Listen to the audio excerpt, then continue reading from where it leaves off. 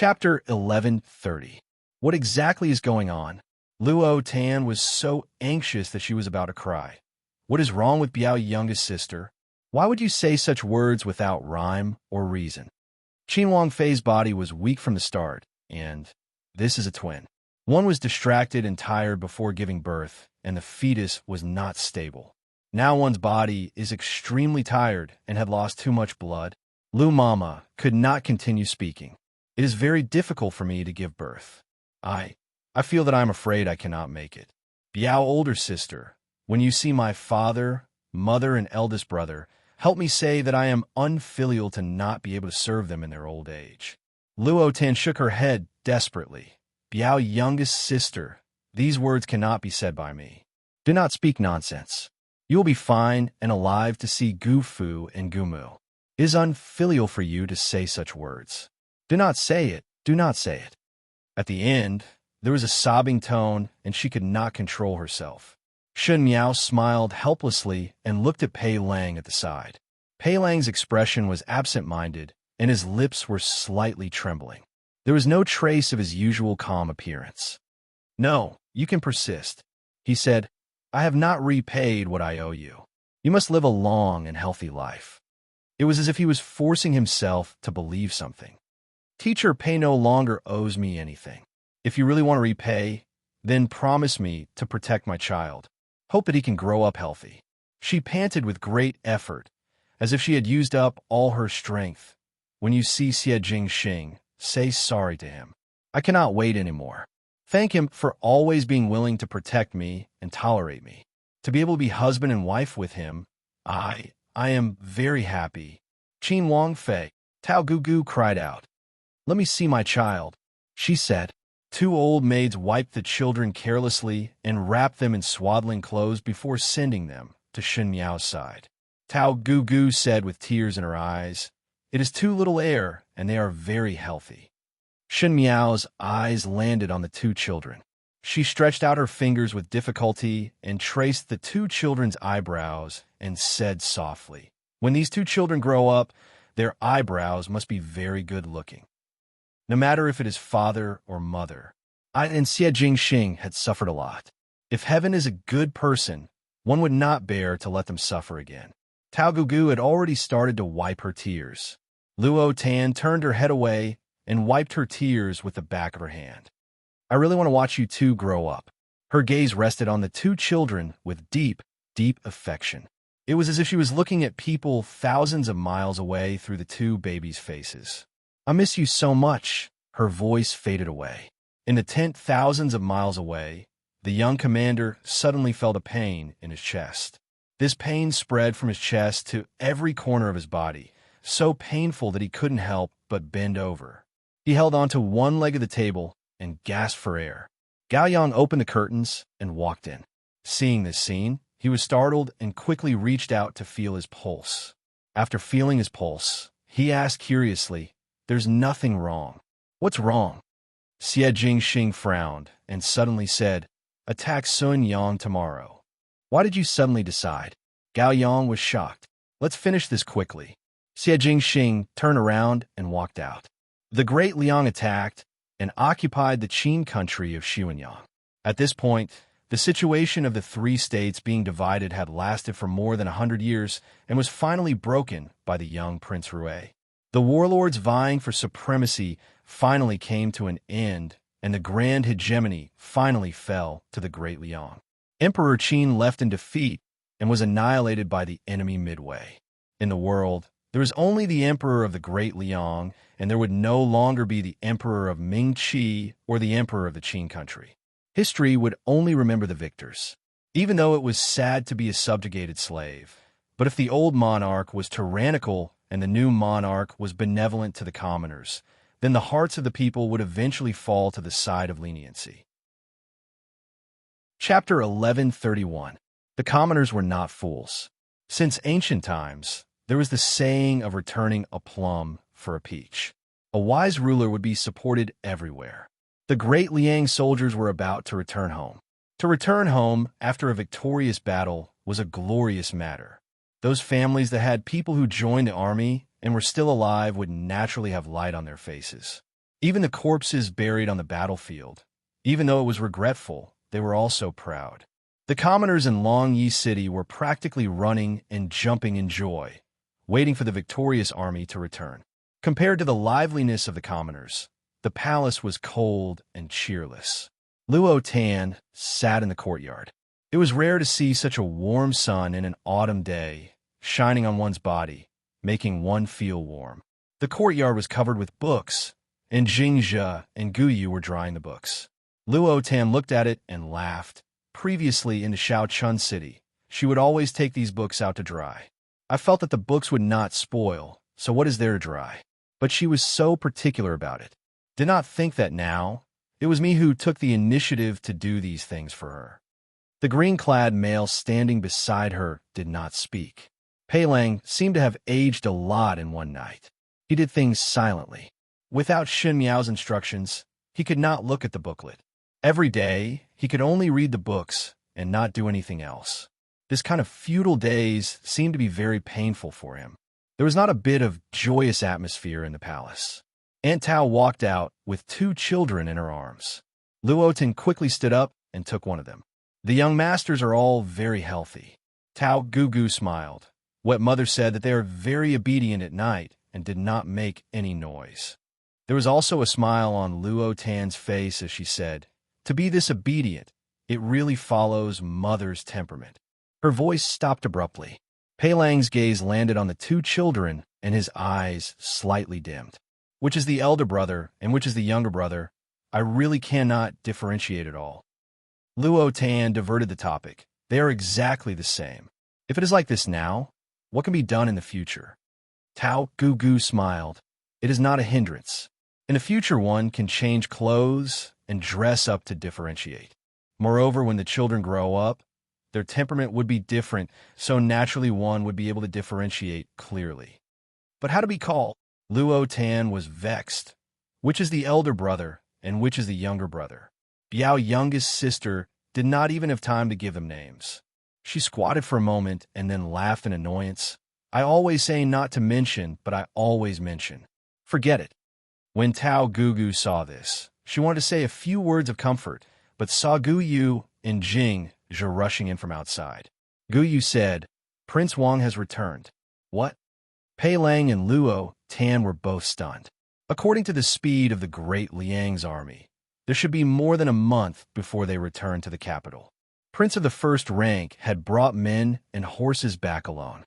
Guyu whispered, but foreign. After a pause, Pei Lang said softly, "Let's go and take a look." Xie Jingxing strode into the palace. The short span of a year was enough to change many things. Emperor Yonglu and Empress Xianda both passed away, and the large palace seemed to have become much more deserted. Eunuch Deng smiled and said, "Your Highness, please go and see the 2 young masters first. Tao Gugu and Miss Luo are playing with them." Xie Jingxing frowned. What about Shun Miao? Before his voice landed, he saw Luo Tan and Tao Gugu carrying a child walking over from the back of the hall, with Pei Lang following behind them. The infant in the swaddling clothes had just woken up and was waving his little hands in a lively manner. The chubby little hands were exceptionally cute under the sun. Xie Jingxing's footsteps paused. What about Shun Miao? He slowly opened his mouth. Pei Lang took a step forward and said softly, "Go and see her." Chapter 1132. Gao Zhan stroked his white beard and shook his head. This old one had tried my best to save her life. This body was like a dried-up oil lamp, but she had a strong will to live. Perhaps there was something that she was not reconciled to and was not willing to take her last breath. With that last breath, this old one used the golden needles to seal her acupuncture points and saved her life. But it was only saving her one life. "Grandfather, what is the meaning of this?" Gao Yang asked. He had left home for many years, and when he embarked on his official career, he went against the Gao family's ideals and was expelled from the family. There had been no contact with the Gao family for many years.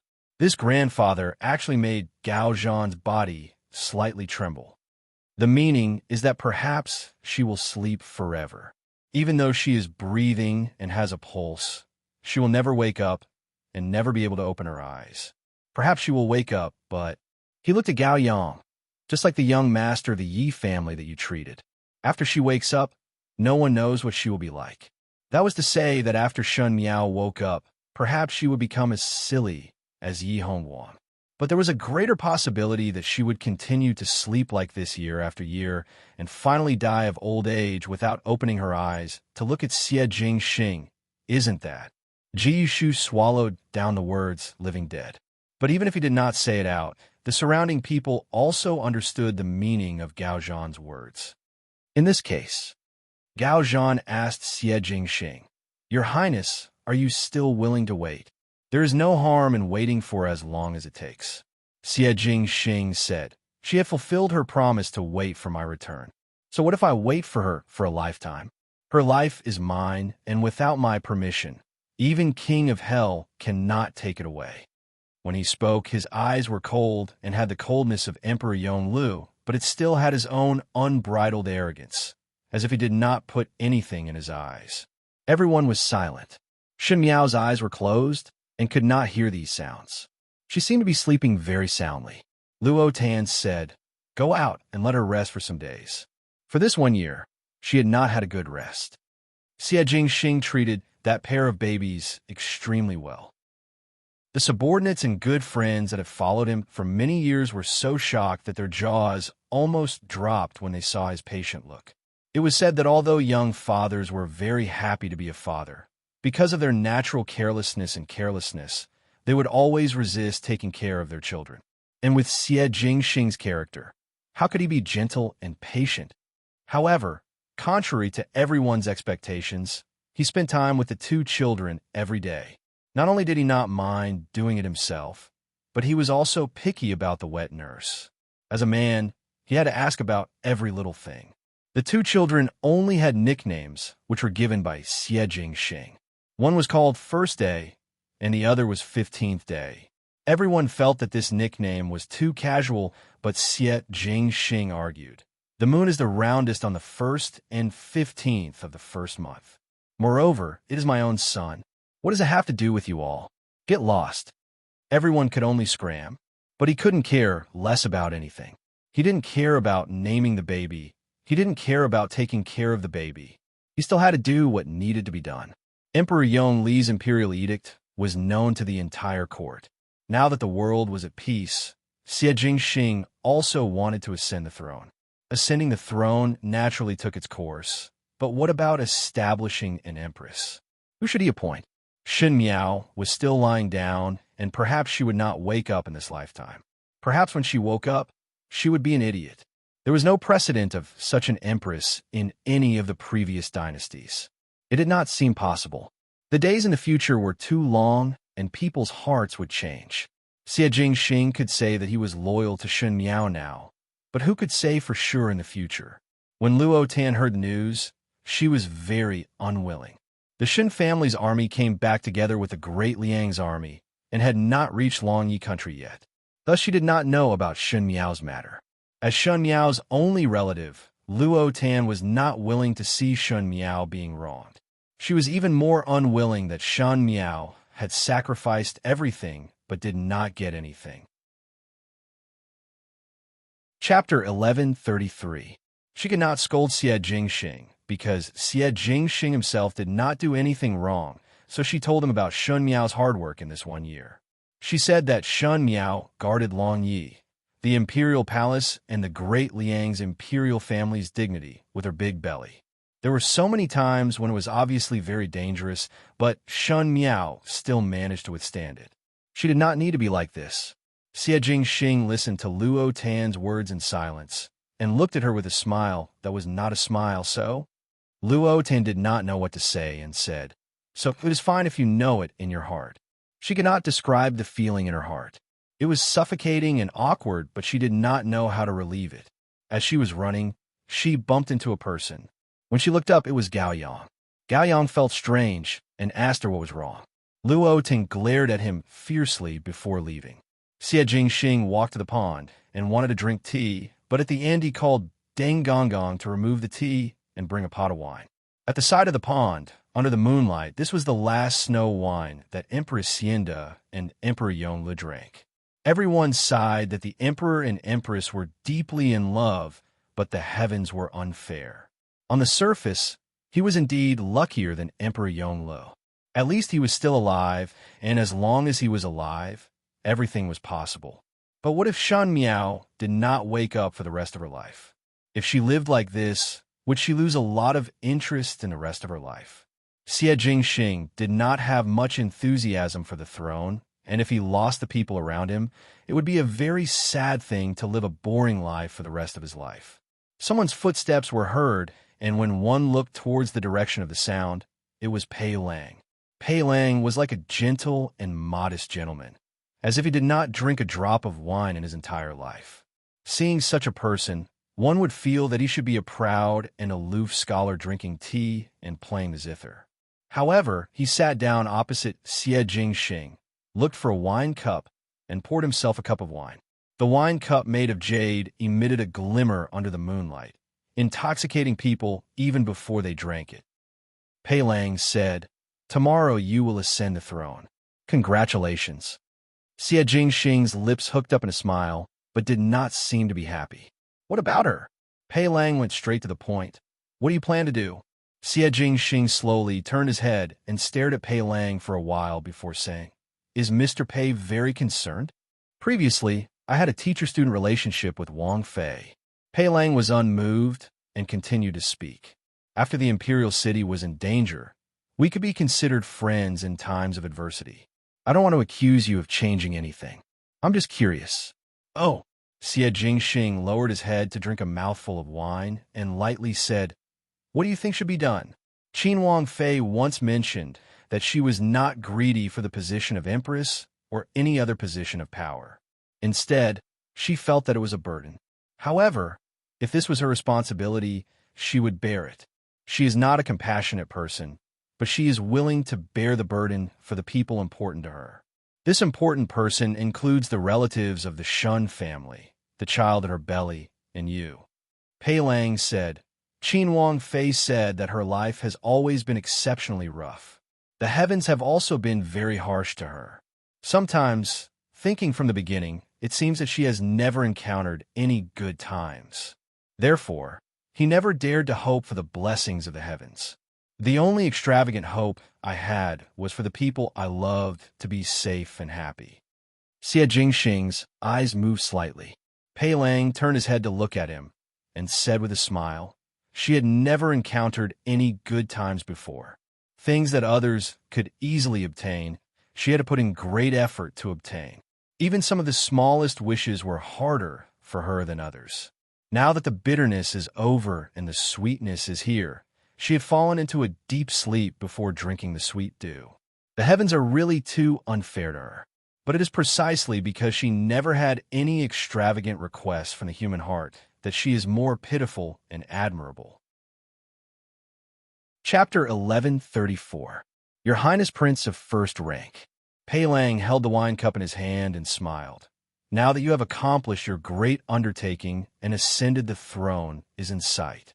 You have the country, and perhaps there will be beauties in the future.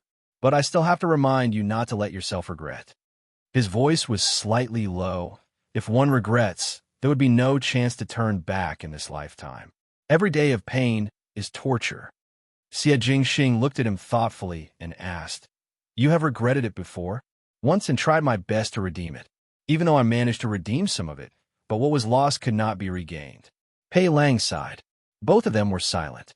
Just at this moment, Tao Gugu rushed over, and upon seeing Xie Jingxing and Pei Lang drinking, she said awkwardly, "Your Highness, the two young masters are crying nonstop, and the wet nurse and old woman could not do anything.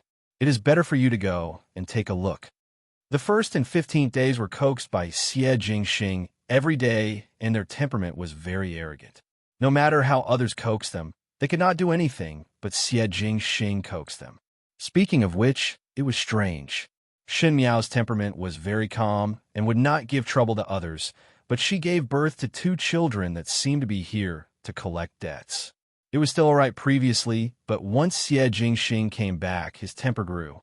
It was fortunate that Xie Jingxing was patient with children. If it was another young father, one fear that they would have already flung their sleeves and quit. Xie Jingxing got up and said, "I will go and take a look." Suddenly, he thought of something and turned to look at Pei Lang. He stared at him and said, "This person of yours is very interesting, but many thanks for your reminder." He drank the remaining wine in the cup in one gulp and said, "I never do anything that I regret, and also do not do anything that would make others regret. You worry too much." Xie Jingxing and Tao Gugu left.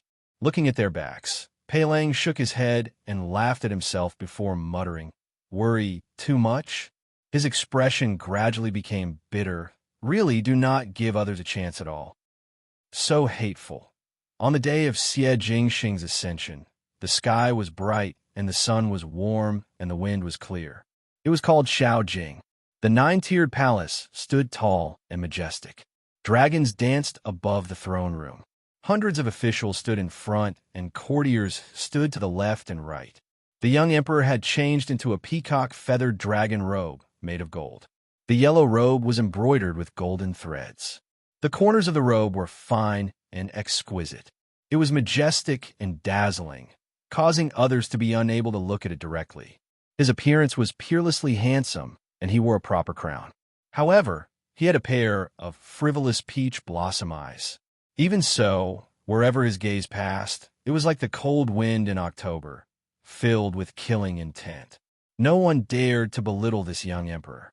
Even though he was the youngest person to ascend the throne in the history of the Great Liang, but he had truly carried the war flag and went to the battlefield, sweeping away the military generals of the Qin country and Ming Qi.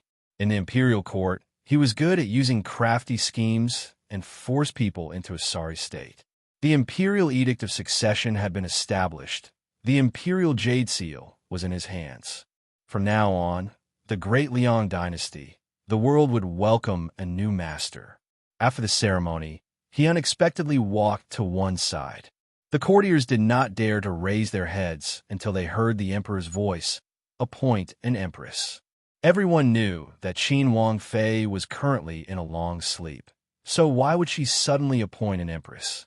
Everyone was puzzled, and when they looked up, they saw that the young emperor was hugging a female and placing her on the empress seat at the other side. His actions were very careful, as if he was handling a rare treasure. Among the courtiers, other than Gao Yang, Ji Yushu, and a few others, the rest of them revealed a shocked expression. Someone came forward and said, "Your Majesty, you must not." "Oh." Emperor Xiao Jing turned his head and looked at him. His eyes turned and smiled. "Why not? Duh. Foreign is still not awake. How can the mother of the country be an unconscious person?" Chapter 1135.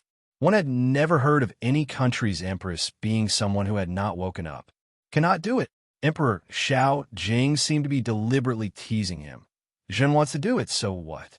That official was an old official, and when Emperor Yonglu was alive, he was very respectful towards him and seemed to be very confident. Could it be that your Majesty wants to leave the Empress position empty forever because of her? The officials were in an uproar. A person who had been asleep for a long time would always occupy the Empress position. Even if it was just a title, the meaning it represented was very different. In the future, even if there were new beauties entering the palace, as long as the Empress position would always be occupied, then the position of these women's children would never be able to surpass the 1st and 15th. Emperor Xiao Jing laughed softly until the officials were somewhat dazed. He laughed until the official who spoke first panicked. One heard the emperor said, "Empty Empress position? There is only one woman in Zhen's inner palace. How can it be empty?" Everyone was shocked. "Your Majesty," that old official wanted to speak. "Official Su, Zhen, remember that you have 2 little granddaughters in your room, and they are in the prime of their youth." Emperor Xiao Jing said. That person was startled, and his heart was anxious, but there was a faint secret joy.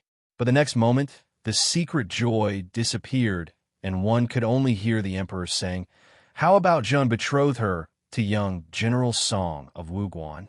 That young General Song was young and promising, but it was a pity that he was blinded in one eye on the battlefield and would not have a future in this lifetime. Official Su's face suddenly turned ashen. Zhen is not here to listen to your opinions or to listen to your criticism. Zhen is only here to inform you of this result. He sat on the emperor's throne and looked down at the officials. Zhen is the son of heaven, the master. If any of you have any opinion on the orders that Zhen gives, feel free to raise it. But if it is about Zhen's inner palace and Zhen's private affairs, then Zhen will definitely, he thought for a moment, return it double. At that time, do not say that Zhen is randomly matchmaking. He laughed mischievously, and in a moment, he returned to the handsome youth that rode a horse lazily on the streets and alleys of Mingqi. It was just that at this time, he had already hidden all his sharpness under the sheath. Even though the sheath looked magnificent, no one dared to try if it was pulled out to cut iron like mud. If you don't believe me, feel free to try me, he said with a faint smile. He really did not look like an emperor. He was not serious enough, but he looked more dangerous than the emperors of the past. He was comparable to Emperor Yongle. The more he acted like he didn't care, the more it made people's hearts beat fast. Everyone knew that this Prince Rue was a black-bellied fellow. If you were targeted by him, you wouldn't even know how you died. Most importantly, he completely disregarded etiquette and reputation. He was not afraid of anything. Everyone believed that Emperor Xiao Jing would definitely do something like marrying this official's granddaughter to another official's younger brother, or marrying this official's grandson to the daughter of his sworn enemy. It was fine if they weren't of the same social class, but what he was afraid of was the result of being restrained. If this restriction coincidentally met with the spearhead, the clan wouldn't even know when it would weaken and disappear. No one dared to use their clan as a bargaining chip. Everyone thought, forget it. Now that it was a honeyed atmosphere, Emperor Xiao Jing would dare to do whatever he wanted. Perhaps after a few more days, he would be tired of it or be infatuated with a new beauty. Men, when they love, it is true love, and when they do not love, they really do not love. Why do we have to do these arduous and unrewarding things here? With this thought, the officials were relieved. They did not say anything more, and there were even those who flattered and said that Emperor Xiao Jing and Furin were deeply in love with each other, which became a much-told story. Chapter 1136. Xie Jingxing coldly looked at the faces of the officials, as if he was looking at all the living beings in the world through 1,000 red and purple masks. It was somewhat ridiculous, but pitiful. He half knelt down in front of Shun Miao. Men have gold under their knees. Even if it was an ordinary man, it was really surprising to do such an action. Moreover, he was not an ordinary person, but the current emperor of the Great Liang, the master of the world. But he was half kneeling in front of a female in such a pious manner. Shun Miao was properly supported by him and sat on the high seat. She was also led by Tao Gugu to wear a gorgeous palace dress, and the corners of her eyes were sprinkled with fine gold powder, making her look very arrogant. Wearing the golden Empress court dress, her eyes were closed and her long eyelashes hung down, as if she was in a deep sleep. She was really a very beautiful and tough female. Gao Zhan said that Shun Miao had an unfulfilled wish, so she fought with her last breath to survive. Thus Gao Zhan was able to save her life. Then what was her last wish? To see Xie Jingxing one more time, to see the 1st and 15th days grow up, or to bid farewell to Shun Xian and the rest. Xie Jingxing leaned over to her ear and teased, "Bring you to be an empress. Do you not open your eyes to take a look?" Shun Miao could not hear what he said. She was in a deep sleep in her own world, as if she was going to sleep for a long time, for a lifetime. Xie Jingxing stared at her and said, "Know that you are tired. Get up after sleeping enough. One must look for mother on the 1st and 15th days." He stretched out his hand and held Shun Miao's cold hands. "I also miss you very much." The officials silently watched the young emperor do all this. They had been in the imperial court for many years, experiencing the ups and downs of the official world. Sometimes they couldn't even distinguish their own hearts, not to mention being moved by others. In addition, Prince Rue was not considered a good person in the past, and there were not many officials that were not cheated by him. Thus they gnashed their teeth in hatred towards him.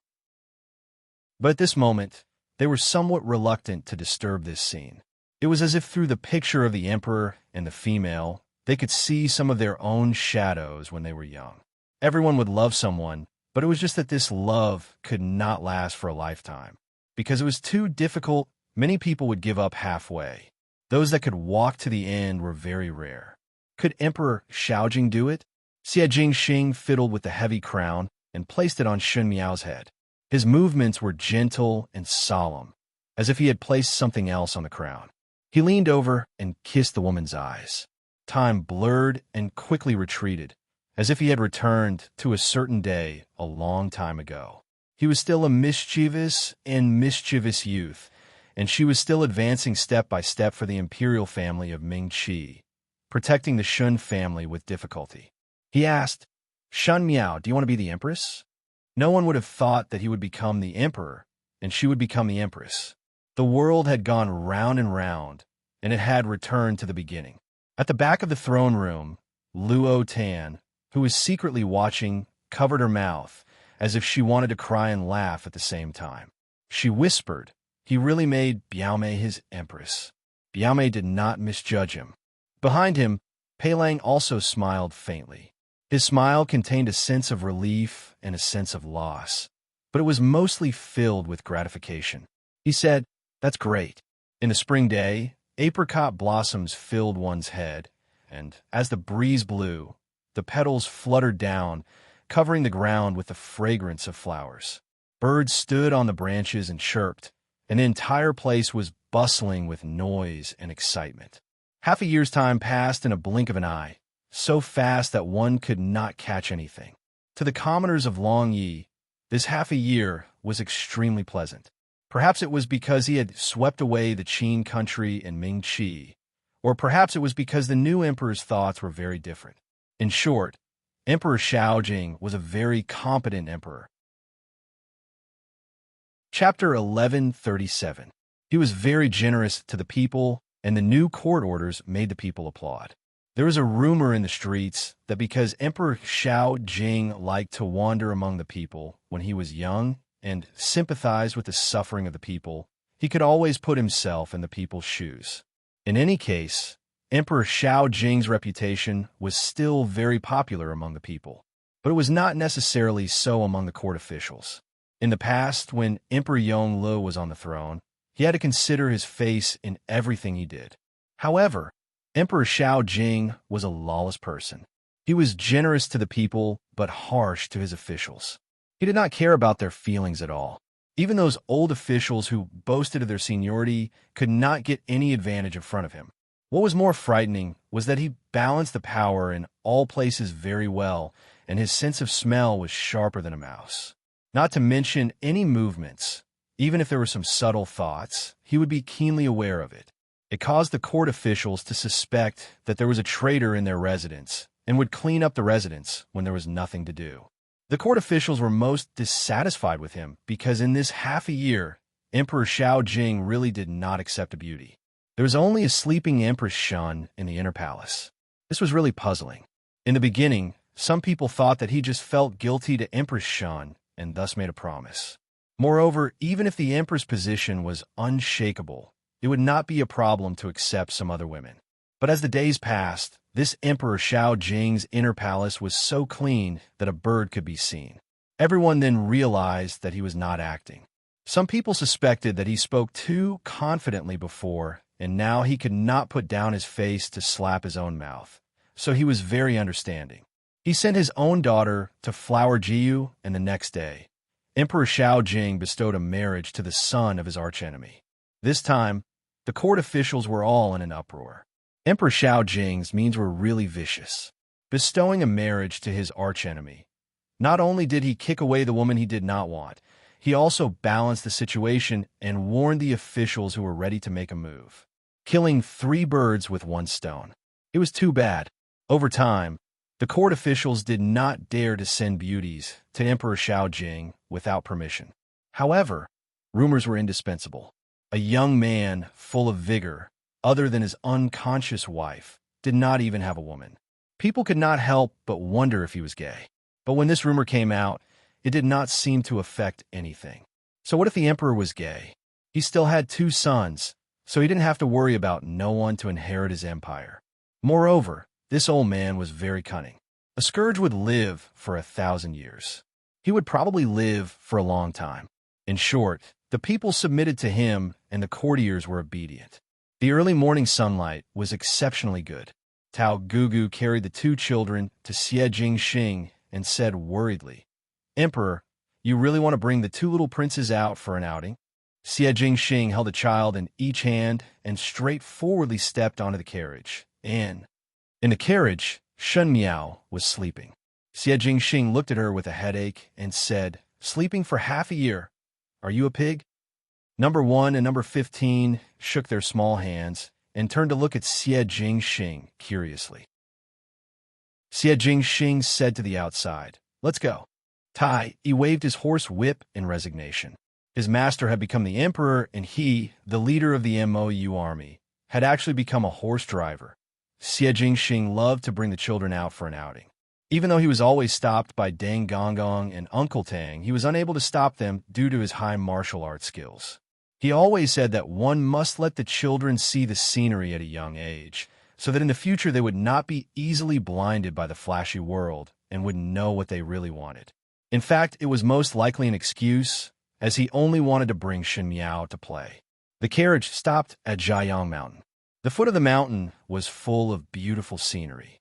Xie Jingxing carried the children up, and Mo Qing attentively sent over a small pot of rice paste. Recently, number 1 and number 15 were learning to eat rice paste. The two children were very picky about their food and could fly to the sky after drinking rice paste. As a matter of fact, Tai was carrying number 1, and Mo Qing was carrying number 15. Xie Jingxing was feeding them rice paste, and the two little brats were very unwilling to kick, making one's heart hurt. Xie Jingxing's anger rose and said, "Give me the children." He casually found a large red flower cloth that Jingji used to tie the food basket and tied number 1 and the basket on his back. He then held number 15 in his arms and forcefully fed number 15 the rice paste. Number 15 and number 15 made a ruckus. Xie Jingxing let the MOU army to push away and not to interfere. He really went against the two little brats. A dignified ruler of a country, with a child tied on his back and another child in his arms. There was also a large red flower cloth tied on his body, and he was looking at the other child with deep hatred as he fed the rice paste. Everyone in the MOU army could not bear to watch anymore. Number 15 cried out loudly, and number 1, who was behind, seemed to feel it and also cried loudly. Not only that, Xie Jingxing suddenly felt a burst of warmth. Too great. PP. He flew into a rage and was about to teach the two brats a lesson when he suddenly heard Jing Zhou exclaiming, "Someone is laughing." Everyone was surprised. Jing Zhou was so excited that her voice was trembling as she pointed to the carriage. "I just heard it." Shen Miao was sleeping in the carriage. The surroundings suddenly became silent. The mountain breeze gently caressed everyone's face. It was warm and had a slight tickling feeling that even the sunlight could not help but laugh. In the silence, this time it was heard clearly. There was indeed someone laughing. It was a light and familiar laughter with some familiarity. After a long time, Xie Jingxing strode over. His hands were slightly trembling, but at the end he finally made up his mind and opened the curtain of the carriage. The female's brows were gentle like a begonia that had just woken up, and her voice was lazy, but the faint shadow in her eyes betrayed her excited mood. She tilted her head and smiled gently. "Long time no see. Little Marquis Xie." Chapter 1138. The matter of Shen Miao waking up almost shocked the entire court. Those who slept day after day did not seem to have any signs of waking up. When no one had any hope, who knew that at this time, when Xie Jingxing brought the two children out for a walk, Shen Miao woke up on her own. When the two of them returned to the palace, they almost shocked the people in the palace. Shen Xian and wife brought Shen Qiu out, and when they saw Shen Miao standing in front of them, Luo Shuiyin immediately hugged Shen Miao and cried loudly. Shen Xian and Shen Qiu were stunned for a long time. Even though they did not reveal their emotions like Luo Shuiyin, their eyes could not help but turn red. Luo clapped her hands to touch Shun Miao's hair and said, "Is this true? Are my eyes playing tricks on me? Gao Yang, pinch me and see if it's real." Gao Yang wasn't there. He had gone to invite Gao Zhan. After Gao Zhan arrived, he took Shun Miao's pulse, and after feeling her pulse, he clicked his tongue in wonder. The Empress pulse is stable, and there is no problem. Everyone heaved a sigh of relief. Not long after Xie Jingxing ascended the throne, everyone of the Shun family also arrived at the Great Liang, and after knowing that Shun Miao had not woken up for a long time, they were unable to accept it. He insisted on bringing Shun Miao to search the world, and also thought that it was impossible for Xie Jingxing to let an unconscious person be the Empress. Even if she was the Empress, in the future people's hearts would change easily, and he might take in another female in the inner palace. Thus Shen Xian must bring Shun Miao away. But Xie Jingxing was not willing no matter what, and even knelt down to beg Shen Xian. At the end, he even used the MOU army to threaten Shen Xian and almost fought with Shen Xian. It was still Luo Tan and Luo Shui Yin who came to persuade him. They mentioned the 1st and 15th day of the month. Shen Xian had no other way, but he was afraid that someone would take advantage of Shun Miao not waking up and cause her to be wronged. He might as well hand the Shun family's and Luo family's army over to Luo Ling's side to manage, and his entire family would be stationed in the palace for a long time. He looked after Shun Miao to prevent any accidents.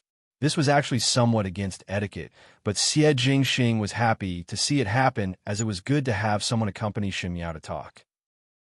And in this half a year, Shen Xian's family also saw with their own eyes that Xie Jingxing treated Shun Miao the same as before, and at the same time, they gradually felt at ease.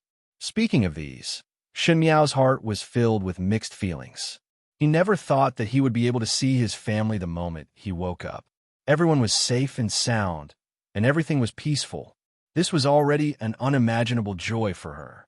"Sister-in-law," Ji Yushu said, "now that you are awake, those officials would not dare to talk nonsense all day. You don't know, but in this half a year, Long Ye's officials have been miserably dealt with by Imperial Cousin Brother." Xie Jingxing looked at him slowly. "You talk too much." Ji Yushu quickly kept quiet. Ever since Shun Miao fell into a deep sleep, other than the Shun family and the two treasures, Xie Jingxing did not have any patience for anyone, not to mention making jokes. His technique of setting people up was getting better and better. Naturally, they did not dare to provoke him. "If you're done, I'll go back." Xie Jingxing coldly looked at the chattering of the crowd. "It is late today.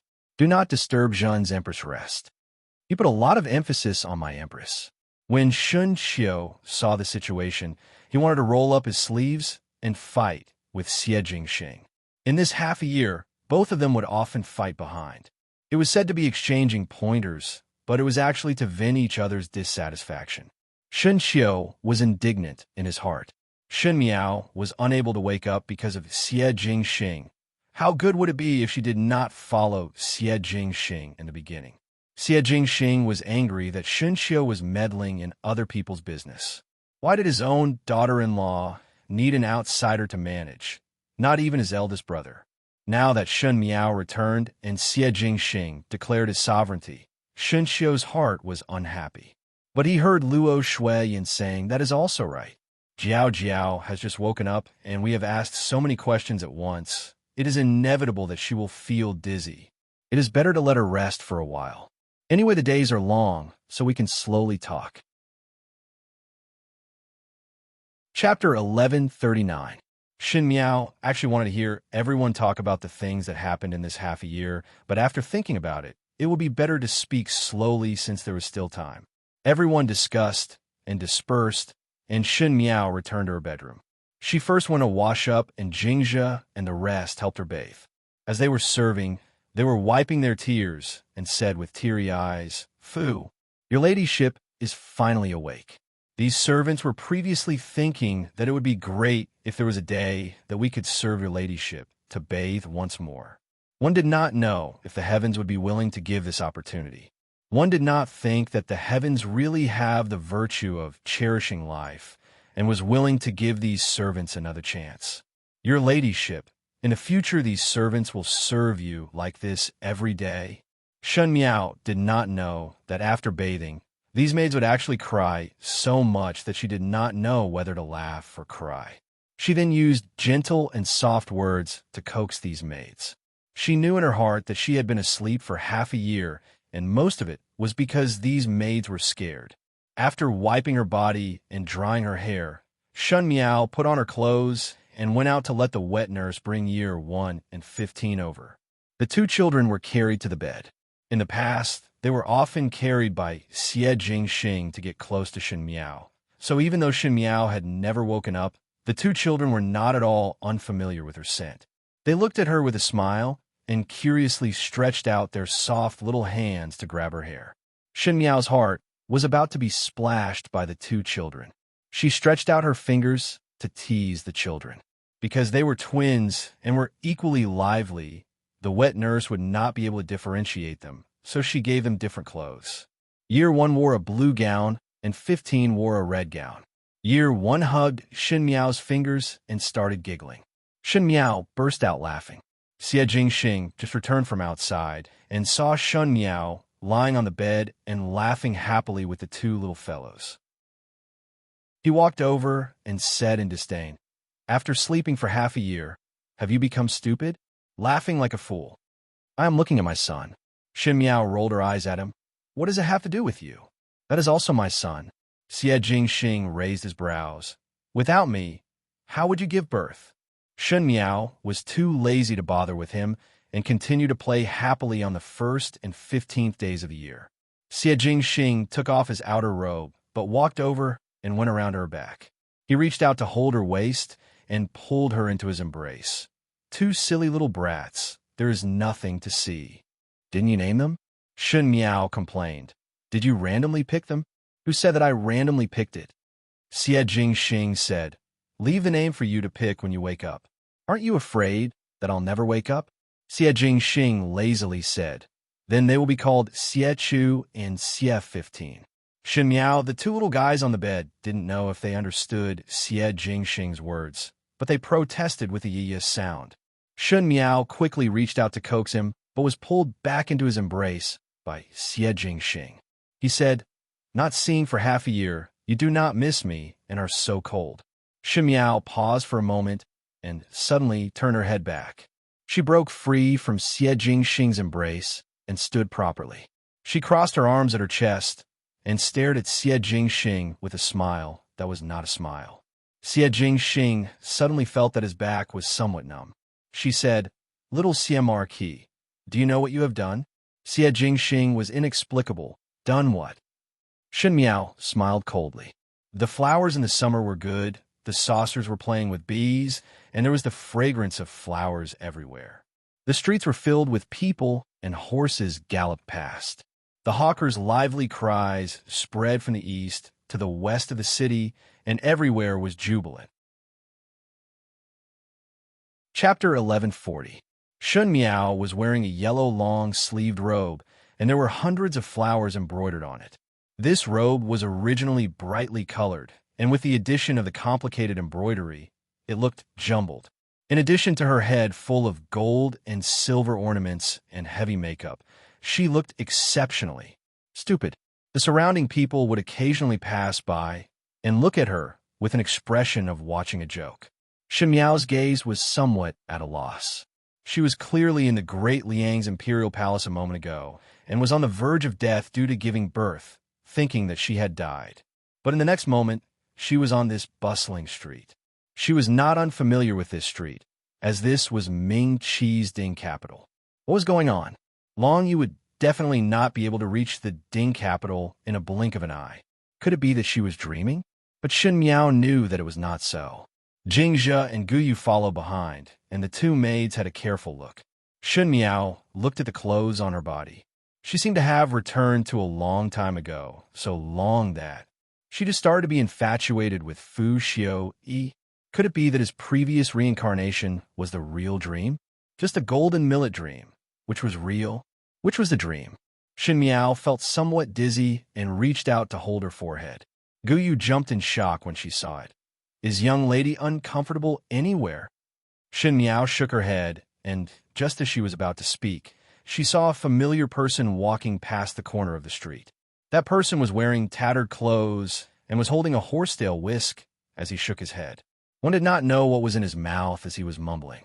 But Shun Miao's eyes brightened and did not bother to speak as she ran over to that person's side.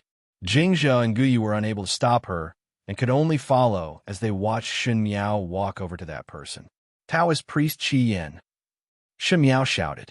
That strange Taoist priest turned his head over with a grin. It was indeed Taoist priest Qi Yin. When Taoist priest Qi Yin saw her, he had a very surprised look as he asked, "Foreign, why are you here?" Shun Miao noticed that he said foreign and not young lady. Jingzhe angrily said, "Who are you calling foreign? Do not randomly shout. Our family's young lady is not married yet." But Shun Miao stopped Jingzhe's words and said to Taoist priest Qi Yin, "Taoist priest, let's step aside to talk." "Young lady." Jingzhe and Guyu anxiously stamped their feet. Shun Miao frowned. "Listen to me." The look in her eyes became fierce. The two maids were stunned and didn't dare to answer. Shun Miao and Taoist priest Qi Yin walked to a dilapidated temple while Jingzhe and Guyu stood guard outside. Shun Miao looked at Taoist Master Qi Yin and hesitated for a moment before asking, "Taoist Master, you know me, right? I've met Madam 3 times." The Taoist priest gestured 3 times. Once in his previous life and twice in his reincarnation. That made it 3 times. Shun Miao hurriedly asked, "Taoist priest, do you know what is going on? How did I get here?" Without rhyme or reason, it was clear that her fate was nearing. So why would she return to Ming Qi's Ding capital and return to the beginning? Could it be that everything that happened with Xie Jingxing, even the matter of having a child in Great Liang, was all a pipe dream? If it's a dream, then isn't it a little too realistic? Madam's fate is very peculiar. The Taoist priest said, "Although there is a chance to start over, the fate has been disturbed, hence the calamity of life." Although he had resolved the previous tribulation, this was the final tribulation. It has nothing to do with others. You can only rely on yourself. Shun Miao frowned. What does Taoist priest's words mean? In the previous life, someone sought a chance for you to start over again. However, there are thousands of possibilities in the world. You and the person who came back to life know each other and fall in love, and there's also the possibility of knowing each other and falling in love with another person. Madam, you have 2 choices. Chapter 1141. Shun Miao clenched her fists. What choice? Currently foreign's that body is most likely in a deep sleep. You can choose to stay in this dream and look for another possibility. From now on, start everything over and choose another life. However, that body will sleep for a long time. What is the other possibility? Shun Miao asked. You go and find that man in your life, and let this man in the dream believe you. Bring him back to the Great Liang, to the Great Liang Palace. The moment you step into the Great Liang Palace, that body will wake up. Shun Miao was stunned. But this is very difficult. The Taoist priest stroked his beard. Now that this man is a stranger to you, it is very difficult to convince him to go to the Great Liang with you. Shun Miao's head hurt. This is not possible. Xie Jingxing's character was sharp, suspicious, and would not easily believe others. Even after Shun Miao was reborn, she was in a deadlock with Xie Jingxing for a long time. Now, Shun Miao looked at her current outfit. It would be strange if Xie Jingxing could believe her. Foreign, the words are as such. The strange Taoist priest said, naturally foreign can also stay in this dream. This dream is no different from reality. Foreign can stay here to complete one's life and start anew. It is much simpler. If one were to choose the second path, it would be difficult. Shun Miao lowered her head and said after a long while, Taoist priests still have red ropes? How about gifting me too? Qian Taoist priest was startled and sized Shun Miao up for a while like he did not recognize her before suddenly smiling. Does foreign still want to choose that path? Naturally, I can live like that. It is also not bad to live here. Shun Miao gently smiled. But even if there are thousands of people in the world, I am not willing if there is one out of thousands of him who is sad because of me. He does not recognize me, so I will go and get to know him first. If the mountain does not come to me, I will come to the mountain. Taoist priest, give me a fate, and if the fate is gone, then I will go and find it myself. She said. Qian Taoist priest said, infatuation is born from love. Since that is the case, this Taoist priest will gift you another fate. He took out 2 red ropes from his bosom. Foreign, wish you success. Shun Miao bowed and turned to leave. Jingzhe and Guyu felt somewhat strange these days. Firstly, it was because Shun Miao had changed her previous temperament of wearing gold and silver and changed to wear more mature colors, even though it looked good. Secondly, he was no longer as obedient to the second and third branches as before. Most of the time, he was even disdainful of them. Thirdly, in the past few days, he had secretly sent people to inquire about Prince Ding's news. But these days there was no mention of such a person, as if he did not remember such a person. Finally, he had been wandering the streets a lot lately. Shen Miao had a bigger headache than Jingzhe and Guyu. Xie Jingxing was someone who liked to wander around. Today he would go to the brothel, and tomorrow he would go to the banquet, even though he knew that this was all his disguise. But Shun Miao's current mentality was different. Seeing Xie Jingxing attracting bees and butterflies, she could not wait to kick him twice. But because he wanted to inquire about Xie Jingxing's whereabouts, he could only secretly follow. In this half a month, there was actually no repetition every day, almost going around the entire Ding capital. On this evening, Shun Miao let Jingzhe and Guyu wait at the other side, while she personally went to the entrance of the residence of the Marquis of Lin and to wait. She was dressed up as a male and had a clean and neat style. Moreover, the people of the Ding capital knew that she was an idiot who wore gold and silver. Naturally, one would not link the 5th young lady of the Shin family with her. From afar, one could see Xie Jingxing riding a horseback. Chapter 1142. Beside him were Gao Yang and Ji Yushu. He was indeed worthy to be an idle gentleman who visited brothels all day, as he could tell that she was a female dressed as a male with one glance. Ji Yushu even whistled and said with a smile, "Third older brother, another beauty is here." Shen Miao, Xie Jingxing got off the horse and swept a glance at her. He did not know what it meant and was about to walk towards the door. Shen Miao pulled him back. Little Xie Marquis. Xie Jingxing stopped his footsteps. "Let's talk," she said.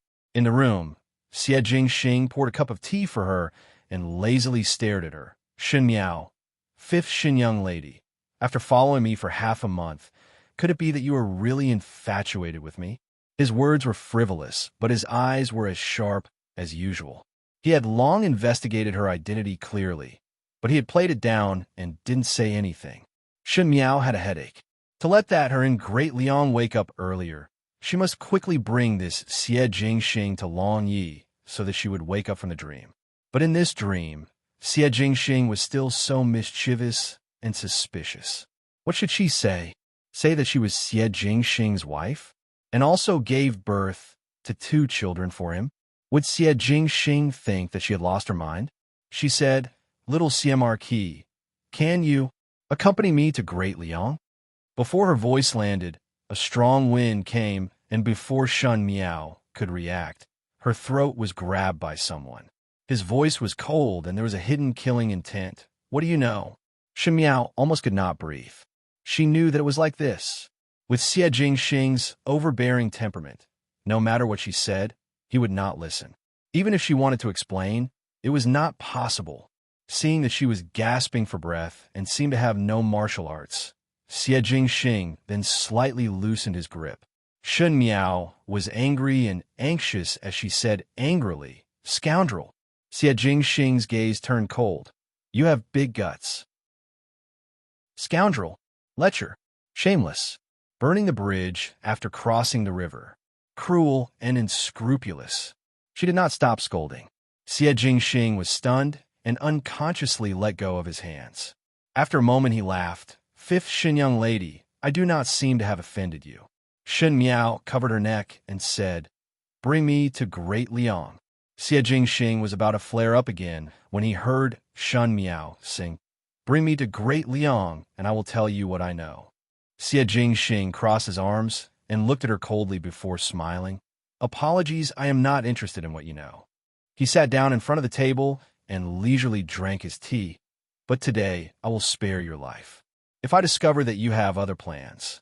Fifth Xin young lady also know that I am not a good person. Xin Miao was slightly startled. I'm not a good person. This was what Xie Jingxing had told her before. Fifth Xin young lady is still not leaving? You want to spend the night in my marquee, Fu? He said with a smile that was not a smile.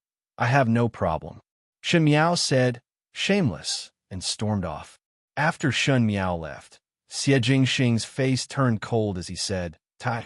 A black-clothed man appeared in the room. Check it out. The Shun family, Shun Miao, he said. The man in black accepted the order and left. It was very difficult for Shun Miao to chase after Xie Jingxing. No matter if it was the Xie Jingxing in reality or the Xie Jingxing in the dream, he was all the same and often made Shun Miao clench her teeth in anger, especially in the dream. Now in this dream, Shun Miao was just a stranger to Xie Jingxing. Before that, she was notorious, stupid, and even like Fu Xiaoyi. If now her image was changed, one would feel that she was not as described by outsiders and would only think that she was scheming and might even know his real identity and was plotting something. Chapter 1143. Xie Jingxing was wary of her, and it was not easy to get close to her. Xin Miao could only go out every day to secretly follow him and find ways to speak 1 or 2 sentences to him. Xie Jingxing also knew that she was following, but pretended not to know. It was Gao Yang and Ji Yushu who knew about this matter would tease her with a few meaningful words. The 3rd day of the 7th month was Xie Jingxing's birthday. Shun Miao naturally knew that the current little marquis of the residence of the Marquis of Lin and did not have this birthday. But the birthday of the great Liang's Prince Rui was this. She felt that previously in the real world, on Xie Jingxing's birthday, she was angry because of Mei Furen and Xie Jingxing. Afterward, she was not angry, but because of the assassin, she made Xie Jingxing fearful. Thinking that since it was so, why not take advantage of her dreams and give Xie Jingxing a birthday in her dreams? She left early and went to Misty Rain Pavilion to book a banquet table. She had a lot of gold and silver jewelry, but they were all pawned. A banquet table in Misty Rain Pavilion was worth more than 1,000 gold. Jingzhe and Guyu were so anxious that their eyes almost turned red, but Shun Miao did not listen. It was only a dream. In reality, gold and silver were mere worldly possessions. Not to mention in a dream, she was thinking that in the evening, she would drag Xie Jingxing over. Perhaps they could have a good talk at the banquet table and discuss about the great Liang's matters. The entanglement was too complicated, and even if she explained it, Xie Jingxing would not understand. Perhaps he would think that she was talking nonsense, so she had to ponder over it properly. She followed Xie Jingxing to 1,000 Gold Pavilion. Xie Jingxing was drinking with a few noble juniors in the Ding capital, but saw Qin Qing. The daughter of the left imperial censor, Qin Qing, had done the painting together with Shan Miao during the academy examinations. Qin Qing was born beautiful and was wearing a green cotton embroidered robe with wide sleeves.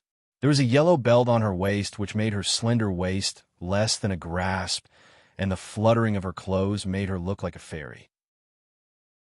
Qin Qing had always been arrogant because of her beauty, and ordinary people would not look at her, but at the moment she was sitting with her eldest brother, her eyes unconsciously drifted towards Xie Jingxing. Where was the usual arrogance? It was filled with tenderness and sweetness. Only a fool would not be able to see that Qin Qing was interested in Xie Jingxing. Brother Qin also had the intention to pull the strings, so he deliberately moved aside to let Qin Qing and Xie Jingxing sit together. Shi Miao looked from the other side and did not know what Qin Qing and Xie Jingxing were talking about. Xie Jingxing smiled flirtatiously, and Qin Qing shyly nodded her head. Looking from afar, they were really a pair of lovers. Shun Miao's eyes were somewhat sour. She knew that this was a dream, and also knew that Xie Jingxing did not know her now and did not like her. He could play with other people, and it was not something she could control. But she was sad, thinking that in the real world of the Great Liang, would Xie Jingxing be accompanied by beauties in the future, with fragrant clothes and silhouettes on his temples. Among the thousands of possibilities, he could not choose himself every single time. She closed her eyes, feeling that the scene of people toasting each other was very irritating. She couldn't bear to watch it anymore, so she stood up and left the table. Walking and walking, he eventually arrived at the Misty Rain Pavilion. The banquet in the Misty Rain Pavilion was the best banquet, and the location was also good as it was at the highest level. Looking from a window, one could see the fireworks and the moon. Shun Miao went in alone. In the huge banquet, she was the only one sitting empty. The exquisite dishes filled the table and looked gorgeous, but it could not conceal the loneliness. She poured a cup of wine for herself. The wine was good wine. It was a thick osmanthus wine, sweet, and had a lingering aftertaste. She drank slowly, and every time she drank a cup, she would look at the moon. The moon in the dream was really beautiful, but in the real world, who was Xie Jingxing accompanying to look at the moon? Chapter 1144. She drank so much that her head was dizzy. She drank so much that she did not even hear the footsteps behind her. She heard a mocking voice coming from behind her. Wow, the Shun family is indeed a big family. Fifth Shin young lady is eating alone and still has to arrange such a banquet in Misty Rain Pavilion. Shun Miao turned back to look, and Xie Jingxing had a smile on his lips as he walked in unhurriedly. She frowned. Xie Jingxing's eyes swept across the empty wine pots on the table, one pot after another, all over the place, and teased. Fifth Shin young lady's mood is not good after drinking so much. Shun Miao stared straight at him. Xie Jingxing leaned over slightly, and his line of sight was level with Shun Miao. When he saw her slightly red eyes, he was slightly startled before saying, "Could it be because of me?" Shun Miao still did not speak. Xie Jingxing pondered. Because of Qin? Before he finished speaking, Shun Miao suddenly threw herself into his embrace. Her hands tightly hugged Xie Jingxing's waist, and her face was buried in his chest. It was clearly a familiar body, so why did he use such a strange tone to talk to her? She sobbed and scolded. Shameless. Do you want to separate from me? In the beginning when he married me, he clearly said that he would not have another woman in the future and that he would only be a couple for a lifetime. Xie Jingxing is a liar. You tricked me into entering the family, and now you're attracting bees and butterflies. My big brother and father will definitely beat you up. Bastard, bastard, bastard. Xie Jingxing was frightened and said, "When did I say that?" But Shun Miao hugged him and cried so sadly that Xie Jingxing swallowed the rest of his words. The girl in his arms was crying, and her body was twitching. It could be seen that she was really angry. Her hands were tightly wrapped around his waist like a child, unwilling to let go even if she died. Xie Jingxing hesitated for a moment before he stretched out his hand, wanting to pat the girl's shoulder lightly. She was the fifth miss of a Shun family. Everyone knew that she was a stupid idiot. The Shun family had nothing to do with her, and she did not care about them. Who knew that one day he was targeted by Shun Miao, and she always had a good relationship with him. Xie Jingxing was inexplicable and became even more suspicious because Shun Miao seemed to know the secret of his Great Liang. However, he couldn't seem to be cruel to her no matter what. She heard Tie say that she was drunk in the Misty Rain Pavilion, yet she still followed him. Xie Jingxing frowned as he stared at the person in his embrace. The delicate body in his embrace was warm, and it seemed that even his heart was warmed up a little. But he felt a little strange, as if this posture was somewhat familiar, as if he had done this before. Where did he do it? In a dream? He hesitated and said uncertainly, "Shun Miao, have I hugged you like this before?" The sobbing in his arms stopped abruptly. Shun Miao raised her head from his embrace and stared at him. Under the moonlight, her eyes were red and swollen, but her eyes were bright. It was as if a new hope had appeared in the midst of despair. It was very moving. She tiptoed and pulled Xie Jingxing's collar, pulling him closer and kissing him fiercely. "You kiss me like that," she said. What happened afterwards was that Shun Miao pestered Xie Jingxing till he had no choice and finally agreed to bring her to the Great Liang. Perhaps in that dream, when Xie Jingxing and Shun Miao woke up, they were gone, and most likely the commoners of Ming Qi thought that they had eloped. But so what? When they reached the imperial palace of the Great Liang, they would wake up from the dream. In that journey of nearly half a year, Shun Miao also told her own matters to Xie Jingxing in the dream. She did not know if Xie Jingxing would believe it or not. After Xie Jingxing heard it, he did not say anything, but one night he said it to Shun Miao. He said, "What that Taoist priest said is wrong." Shun Miao was puzzled. "What? Among thousands of possibilities, I will only choose you." His lips hooked up into a smile and tied the red string on Shun Miao's hand to himself. "Hurry on with the journey. Do not let me in reality wait for too long." Shun Jiao Jiao. Xie Jingxing was dumbstruck as he listened. Shun Miao cast a sidelong glance at him. "In that dream, you attracted bees and butterflies and went to brothels every day and bullied me. You did not believe anything that I said to you and suspected me and pinched my neck. Xie Jingxing, do you know what you have done?" Her accusatory tone made Xie Jingxing speechless. After a long while he said, "That is the me in the dream and not me. The one in the dream is also you," Shun Miao said angrily. Xie Jingxing quickly hugged her and stroked her hair. "The me in the dream also believed you at the end and brought you back to the Great Liang. It can be seen that I only have you in my heart."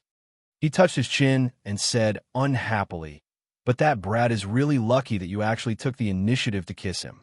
Shun Miao, only Xie Jingxing could eat one's own vinegar under the heavens. "Since that is the case, I must apologize to Foreign." Xie Jingxing said seriously and suddenly carried Shun Miao. "Deserting Foreign deserves to die. Today Foreign can do whatever you want. Hey, it is the 1st and 15th day of a new year. Let the wet nurse watch." Xie Jingxing carried her and turned to walk out, but his lips could not help but rise. Even though the person in the dream was very hateful, there was one thing that was not wrong. Shun Miao looked at him. "What is it?" "Among thousands of possibilities, I will only choose you and only you," he said. Chapter 1145. Luo was not in a good mood recently. Everyone in the Luo family had moved to Longyi, and it could be considered that they had settled down here. After Shun Miao became the Empress, she was not as idle as before. She had to take care of the 1st and 15th days of the month, and also manage the inner palace properly, even though it was very puzzling in Luo Tan's eyes.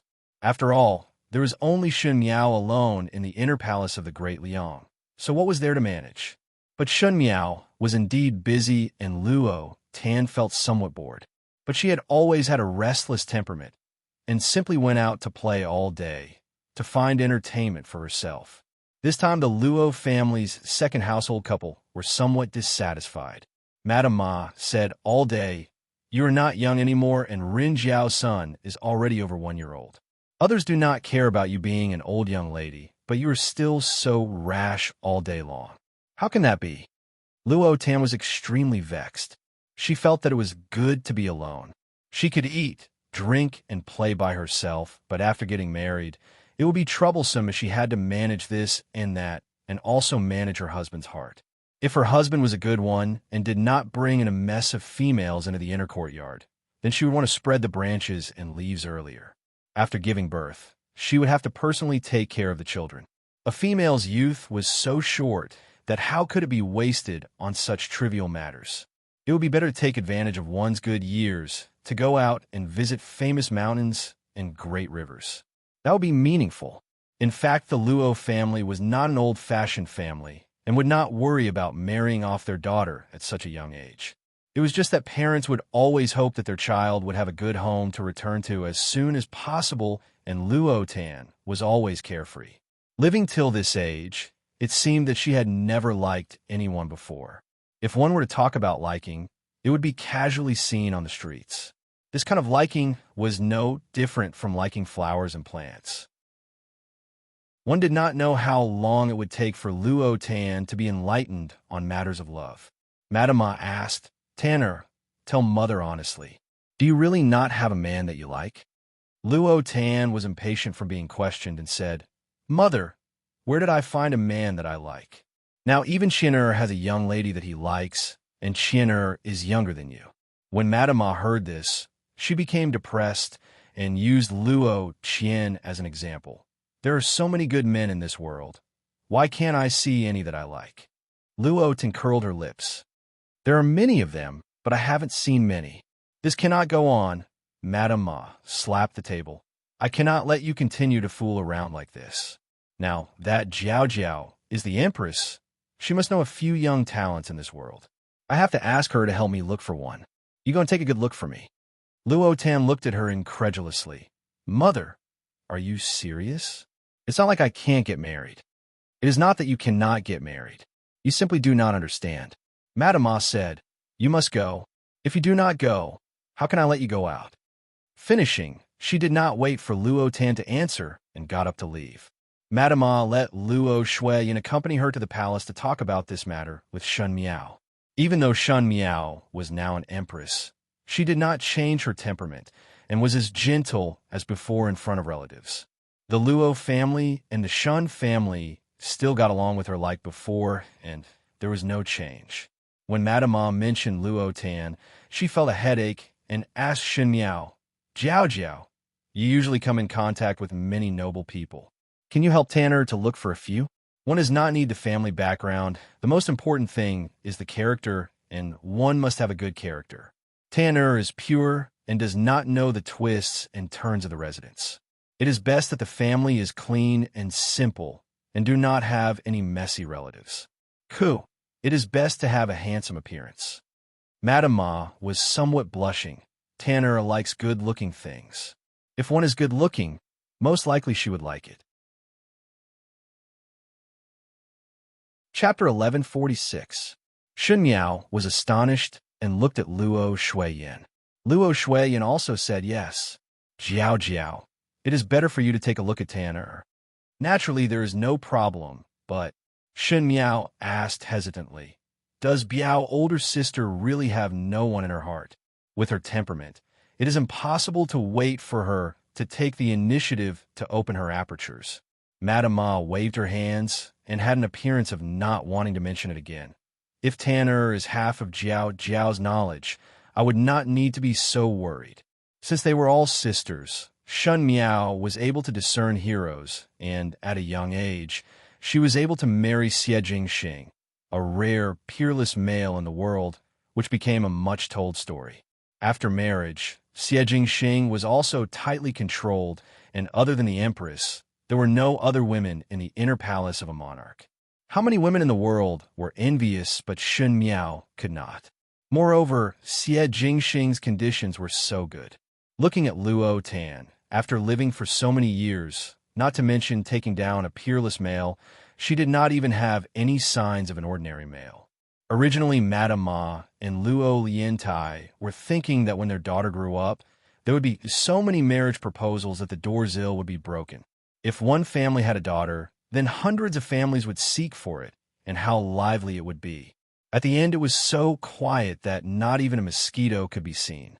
Needless to say how sullen it was. Did Biao's older sister Tan herself agree to take a look? Shen Miao asked.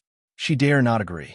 Madame Ma said again, Jiao Jiao, you have a good relationship with her, so we'll trouble you to persuade her when you are free.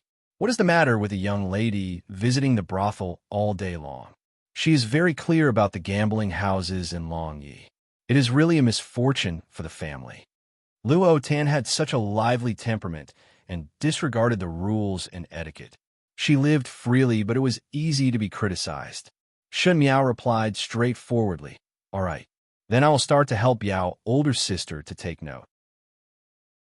It is just that Biao's older sister must like it or not. Then many thanks, Jiao Jiao. Madame Ma was overjoyed. At night, Shen Miao held a long scroll in her hands and looked through it one by one until late at night and still did not sleep. When Xie Jingxing returned to the bedroom after dealing with the reports, he saw that she was still waiting to read and asked, Did you sleep first? There are some things that have not been read. Shin Miao did not even lift her head as her eyes continued to be glued to the scroll. Xie Jingxing walked over to take a look and saw that on the scroll there was a small portrait of a man on every page. Beside the portrait was the man's name, family background, official position, and even hobbies and specialties. Xie Jingxing closed the scroll and asked, "What are you looking at this for? Get up and move." Shen Miao took the scroll back from his hands. "Yinmu, let me find some reliable people for Tan Biao, older sister. Do not interrupt." "Luo Tan?" Xie Jingxing raised his eyebrows. "She's going to marry. Aunt worries a lot. It's just a matter of convenience." Shin Miao suddenly thought of something and looked at Xie Jingxing. "Speaking of which, what is Gao Yang's intention?" "What do you mean?" Xie Jingxing was confused. "That's right, Cousin Tan." Shin Miao looked at him. "I see that he likes Tan Biao, older sister, but it does not seem to explain anything. If one were to wait for Tan Biao, older sister, to understand, one fear that it would not happen in this lifetime. Tan Biao, older sister, does not understand. Gao Yang is an astute person. What is the meaning of him dragging it like this?" Xie Jingxing frowned and pondered. "Does Gao Yang like Luo Tan?" Shen Miao used her elbow to poke him. "Are you blind? How I know what Gao Yang is thinking?" Xie Jingxing felt wronged. He grasped his own matters clearly and logically, but was extremely slow when it came to his good friend's marriage. Shen Miao could see that Xie Jingxing did not know how to read the situation, so she was too lazy to ask him.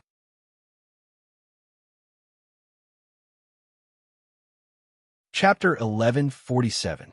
But Xie Jingxing opened his mouth at this time and said, "Gao Yang is an intelligent person, but intelligence is easily misled by intelligence." Shin Miao immediately understood his meaning. She turned her head back and looked at Xie Jingxing. "You're saying that Gao Yang knew his own thoughts and deliberately did not say it, waiting for Biao, older sister, to speak. Not everyone is like your husband, who is able to bend and stretch as needed." Xie Jingxing's lips hooked up. "Ha!" Shin Miao glanced at him. "Why do you not say that not everyone is as shameless as you?" Xie Jingxing's face turned green and heard Shin Miao speaking again. "But you are right. Cleverness can be misled by cleverness." With Gao Yang's temperament of grasping everything in the palm of his hands, one fear that he is wrong to wait for Biao, older sister, to understand. Xie Jingxing said thoughtfully, "What do you want to do?" Shin Miao stared at him. "Of course, to help Biao, older sister." She then fiercely leaned towards Xie Jingxing and threatened, "Do not tell Gao Yang." Gao Yang was Xie Jingxing's people, so Xie Jingxing would occasionally give a few words of advice. Xie Jingxing grabbed her hands and smiled ambiguously. That would depend on Foreign's performance tonight. Shen Miao did what she said and indeed found a booklet on the second day. There were 3 names on it, and Luo Shui Yin sent it to the Luo residence. Madame Ma was so grateful that she wanted to personally come to the palace to thank Shin Miao, but was comforted by Luo Shui Yin. One did not know if Tanner would like it or not. Wait till it is done before saying. Madame Ma could trust the people that Shin Miao picked. This time she also let Luo Sui and Luo Liantai take a look, and both of them nodded their heads repeatedly. Luo Liantai had entered the Great Liang's official position and had some understanding of the various officials. The 3 people that Shin Miao picked were all young talents that were ranked in the top. Moreover, their family background was good, and their background was clean. The most important thing was that their character was absolutely upright. Luoten thought that Madame Ma was only saying it.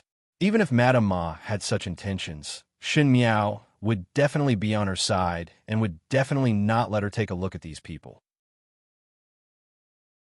She did not expect that Shen Miao not only followed Madame Ma to mess around, but also sent the booklet. Luo Tan was so angry that she sat in the room and lamented repeatedly in front of the mirror that youngest Biao did not love her. Although she was unwilling, Luo Tan still wanted to meet these 3 young masters. Because Luo Yin Tai cut off Luo Tan's money and didn't allow Luo Tan to go out, if she didn't listen, who knew how long she would be locked up? Madame Ma cried again in front of Luo Tan. Luo Tan was a person who could be persuaded by reason, but not cowed by force. She felt that it was unfilial of her to make things difficult for Madame Ma, so she agreed to see the 3 people. The first one was the son of the Grand Secretary of the Cabinet. He was well-read and gentle, but when he spoke, it made Luo Tan want to doze off. She dozed off the whole afternoon. Later, she would tell Madame Ma that if she lived with this person, thinking about how boring it would be, she would definitely have an affair.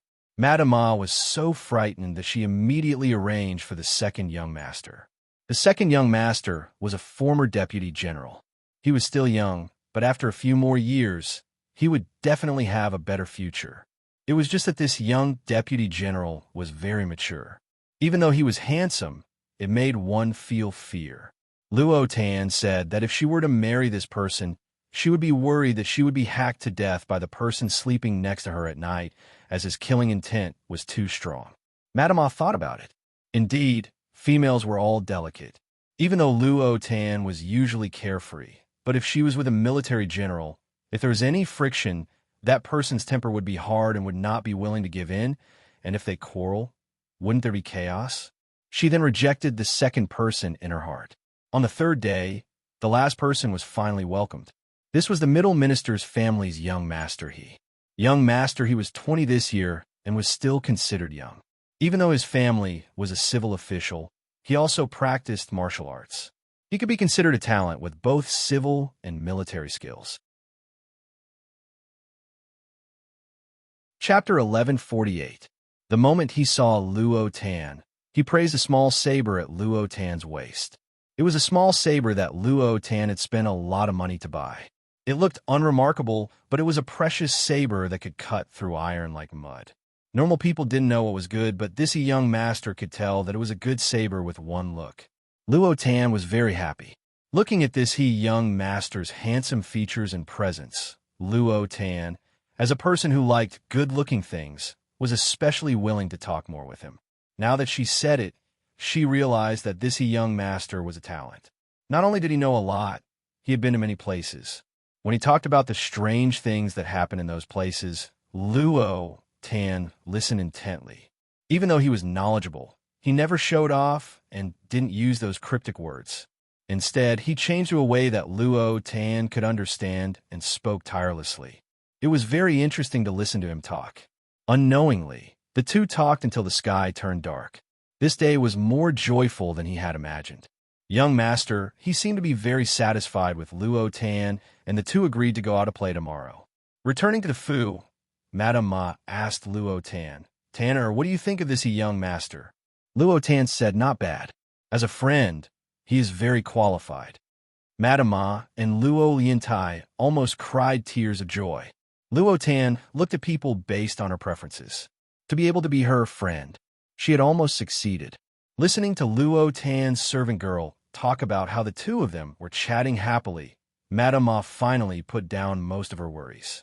That night, when Madame Ma and Luo Liantai were talking, she said, "Should we go to the He Fu and greet them? I sent an invitation to He Foreign. Let's sit together another day." "What's the rush?" Luo Liantai said. "Nothing has been set in stone yet." "That's true." Madame Ma sighed. "I don't worry about Qian Er. What I worry about is Tan Er's marriage." Speaking of which, I thought that Dr. Gao was not bad. He looked like he liked Tan Er, but afterwards, he didn't say anything. I think I misunderstood him. Madame Ma liked Gao Yang. He was handsome and did not have a complicated family. If Luo Tan married over, she would be the mistress of the household. She just had to manage the servants. Who knew that Gao Yang did not have that intention? Madame Ma was a person with integrity. So what if you were a genius from the great Liang's family? If you don't like my daughter, then forget it. My daughter doesn't have to worry about no one liking her. On the other side, Luo Tan rested her chin on her hand. She had not seen Gao Yang for a long time. Gao Yang had now returned to the Gao family. Although he didn't live there, he was considered to have returned to the family tree. Gao Zhan had many things to tell him. Gao Yang used to look for Luo Tan from time to time, but now he came less often. The most recent time was a month ago. Luo Tan felt. But on second thought, it was probably because he didn't have any playmates.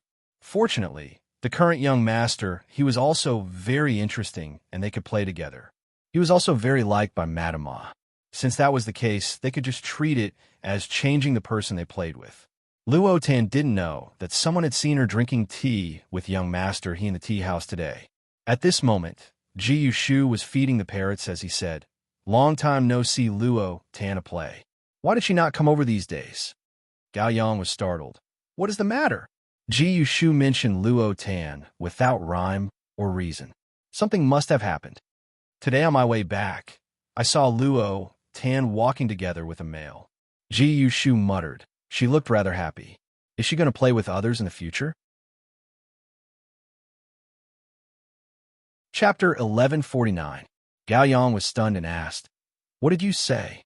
The next day, Luo Tan really went to play with young master he again. She heard that young master he was very capable and had a bright future in his official career. She didn't expect him to be so good at playing. Luo Tan had thought that she had learned most of Lineage City by walking the streets and alleys every day. Who knew that when young master he came out, she realized that she wasn't born and raised in Lineage City.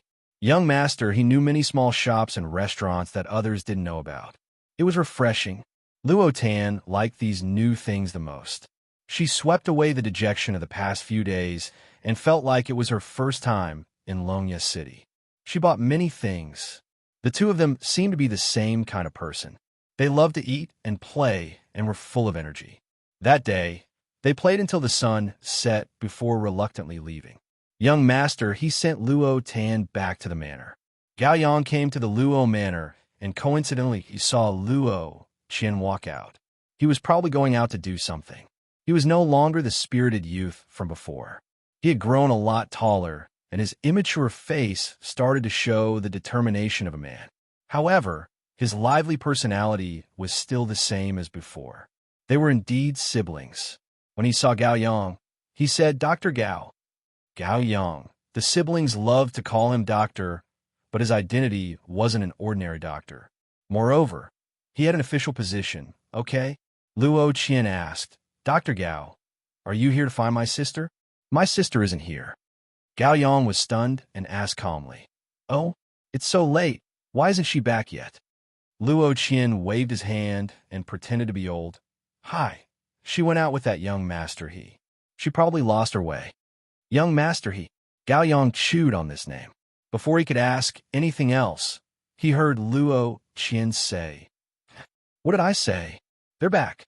Gao Yang followed Luo Qian's gaze and turned his head to see a handsome young master and Luo Tan walking over. The servant behind him was even carrying a pile of things. Luo Tan was very forthright as she said to him, "In the future, when I travel the world, I'll count you in. There must be a lot of fun." Young master he smiled. "It would be my honor." The corner of Gao Yang's mouth twitched. Luo Qian greeted Luo Tan, "Sister, Dr. Gao is here to see you." Only then did Luo Tan see Gao Yang. Gao Yang walked over and smiled at Luo Tan before looking at the legendary young master he. Young master he looked very handsome and refined. Just now he looked like he was chatting happily with Luo Tan. Seeing Gao Yang, he said to Luo Tan, "Since you have a guest, I won't disturb you." He then ordered his attendant to bring a small box and said, "I saw this on the way back yesterday and thought you might like it." He scratched his head in embarrassment and said, "I hope you don't mind." Luo Tan took it and said happily, "Thank you. I have always believed in your foresight." Seeing the two of them chatting happily as if no one else was around, Gao Yang felt a little sullen. After sending off young master he with great difficulty, Luo Tan asked Gao Yang, "Why did you come to find me?" Gao Yang narrowed his eyes at her and said, "Can't I come to find you if I have nothing to do?" "That's not it," said Luo Tan. "Aren't you going back to the Gao family? You have a lot of things to do." As she spoke, she opened the box young master he had given her. Inside the box, there was a bracelet. Luo Tan had never liked beads and hairpins, but this bracelet was a thin gold chain, and the pendant was a delicate knife. It was only the size of a fingernail, and it was lifelike and very cute. Luo Tan immediately began to play with it. Chapter 1150. Seeing this, Gao Yang became even more unhappy and said, "Since it's like this, you should accompany me for a walk." "Why would I?" Before Luo Tan could finish, Gao Yang grabbed her arm and pulled her out. Although she had martial arts, it was not enough in front of Gao Yang. Gao Yang usually looked like a modest gentleman, but he was not weak. Luo Tan could not struggle free and could only be brought away by Gao Yang. Luo Qian waved at the two of them from behind and said, "Come back early, sis." Gao Yang brought Luo Tan all the way to a small alley before letting go. Luo Tan's wrist was hurting from his grip, and she could not help but shake her hand and complain, "Are you crazy?" Gao Yang was startled and let go. After a while, he said, "I'm very busy, but you're not free either?" Luo Tan did not understand. "Are you having fun with young master he?" Gao Yang sized her up. His tone was a little strange. "We've only known each other for a few days, and you're already using always. Are you very familiar with him? Do you trust him?" Gao Yang was behaving extremely strangely today. Luo Tan couldn't figure it out and subconsciously replied, "Are you sick? Do I need to tell you who I'm familiar with? What's wrong with you today? Did you take the wrong medicine? Did your grandfather scold you?" Gao Yang took a deep breath and said, "If I didn't come to find you, would you have gone out with someone else to play?" Luo Tan was confused by Gao Yang's tone today. She was not a patient person and said, "You're too overbearing. If you didn't come to find me, I would naturally go find someone else to play with. Otherwise, would I have suffocated to death in my room? There's so many people in the world, of course I have to make friends." "Just good friends?" Gao Yang leaned forward and said, "Haven't you already started to look for a future husband?" Luo Tan was startled and asked, "How do you know?" When her words fell into Gao Yang's ears, it was a tacit agreement. Gao Yang said, "Then what do you think of him?" This time, he returned to his usual gentle tone. Luo Tan saw that his expression was normal and thought that he was acting normal. She said, "Not bad, not like those scholarly people. He's not vulgar, quite interesting." Gao Yang said, "Don't meet with him again." Luo Tan was puzzled. "What's wrong with you? Why did he keep saying strange things today? Let's not even talk about the fact that my mother wanted me to meet him. But what kind of friends to make and what kind of husband to choose, that's all my business. What are you worrying about? Are you going to control me when I see other people in the future?" "Yes," Gao Yang interrupted her. Luo Tan was stunned. "I thought you would figure it out on your own. But your stupidity makes me gasp in amazement. Or perhaps you're actually smart, and that's why you're trying to take me down on purpose?" He looked pensive.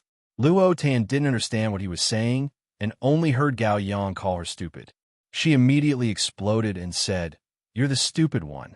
Not only was he stupid, but he was also being unreasonable. "I just like to play with young master he. You won't let me see him, but I want to." How could he be so unreasonable? Before she could finish her words, Gao Yang pulled her into his embrace and kissed her on the lips. His kiss was as gentle as he was, as if he was a modest gentleman. However, amidst the gentleness, there was also a forcefulness that could not be refused. Luo Tan covered her mouth and took 2 steps back. No matter how careless she was, she knew what this meant. She had never thought deeply about her relationship with Gao Yang. From her point of view, Gao Yang was a good friend. Even though he liked to tease others and was gentle on the outside, but had a belly full of bad water, he was still considered a gentleman. But how could a gentleman take advantage of her so blatantly?